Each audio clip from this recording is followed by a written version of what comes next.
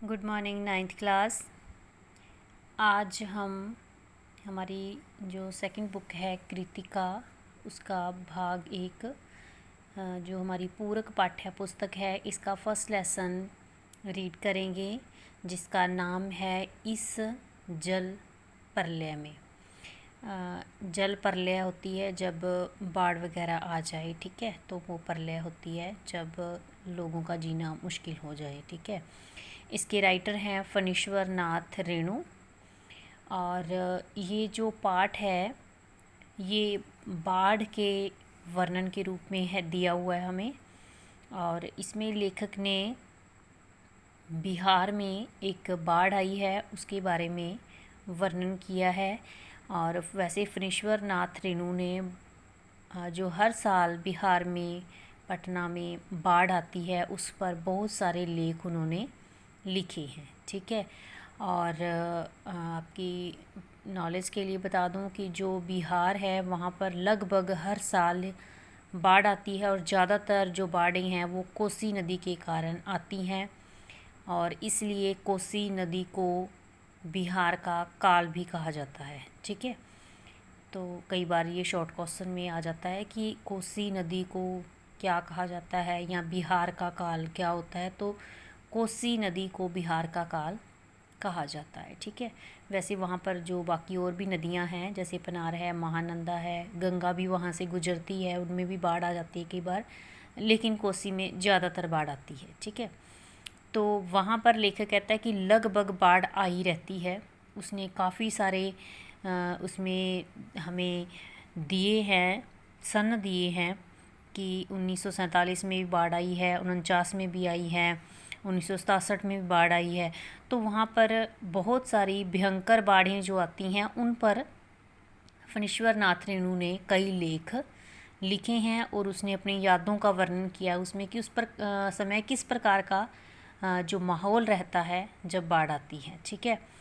तो इसमें जिस बाढ़ का उन्होंने वर्णन किया है इसमें वो बता रही हैं कि देखो वहाँ पर एक तो गरीबी बहुत होती है ना बिहार में, और दूसरा लोगों के पास काम बहुत कम होता है, ठीक है। वहाँ पर अनुपजाऊ भूमि है, तो खेती योग्य भूमि बहुत कम होने के कारण लोगों के पास, और लोग ज़्यादातर पढ़े लिखे भी नहीं हैं वहाँ पर, और कारखाने फैक्ट्रियाँ वगैरह बहुत कम है, तो लोगों के पास काम धंधा बहुत ही कम होता है। इसलिए लोग जगह जगह चौराहों पर, ठेलों पर, पान की दुकानों पर खड़े होकर बातें करने के लिए बिज़ी होते हैं, ठीक है।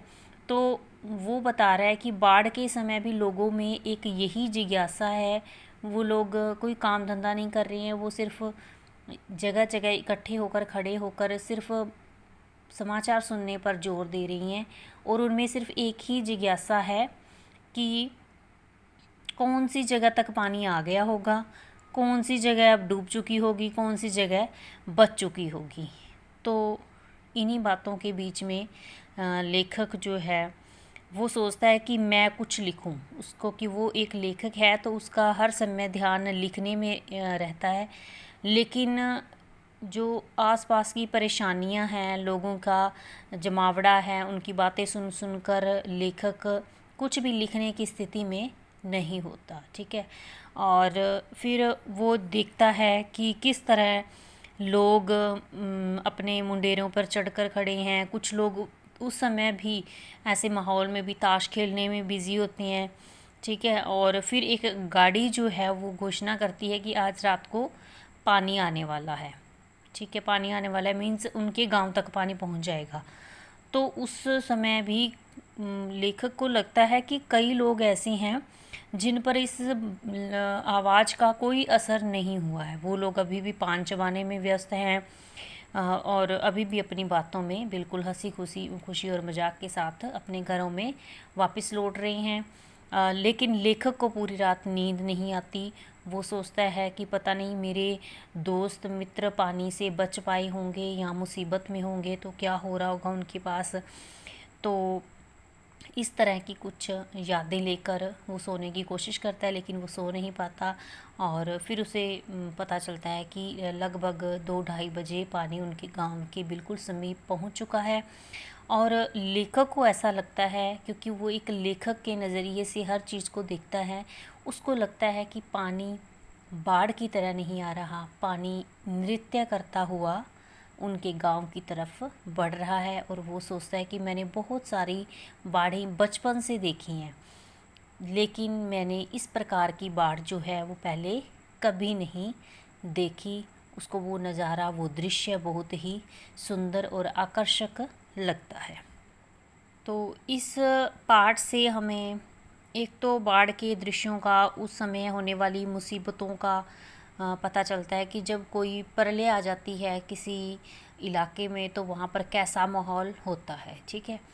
और दूसरा, हमें इससे एक शिक्षा भी मिलती है कि देखो, जैसे इसमें बताया गया कि कुछ लोग उस समय भी नाच गाना देखने में व्यस्त होते हैं, और वो जब नाव से एक जगह से दूसरी जगह जा रहे होते हैं तो वो उसमें एक जो है मनमोहक दृश्य पैदा कर रहे हैं। कोई पत्रिका पढ़ रहा है, कोई वहाँ पर जो है नेस्कैफ़े का मज़ा उठा रहा है। तो इस प्रकार इससे हमें पता चलता है कि हमें मुसीबतों के समय भी घबराना नहीं चाहिए, बल्कि उनको किसी हास्य से, व्यंग्य से उनका सामना करना चाहिए। इससे क्या है, मुसीबतें कम तो नहीं हो सकती हैं, लेकिन वो जल्दी गुज़र जाता है समय। जो मुश्किल दौर है वो जल्दी ही बीत जाता है। तो आजकल हमारे इलाके में भी यही सब कुछ चल रहा है ना, पूरी दुनिया में चल रहा है कि कोरोना के कारण लोग बहुत ही दुखी महसूस कर रही हैं। तो ये भी एक बहुत बड़ी प्रलय है ना। लेकिन हमें क्या है, इसका सामना करना है और बहुत ही धैर्य के साथ और खुशी के साथ समय बिताना है, ना कि हमें किसी परेशानी में आकर टाइम को बिताना है, बल्कि हमें हौसला रखना है, धैर्य रखना है और उस चीज़ का आनंद उठाना है। ठीक है। ओके स्टूडेंट्स, इसके क्वेश्चन आंसर हम कल डिस्कस करेंगे।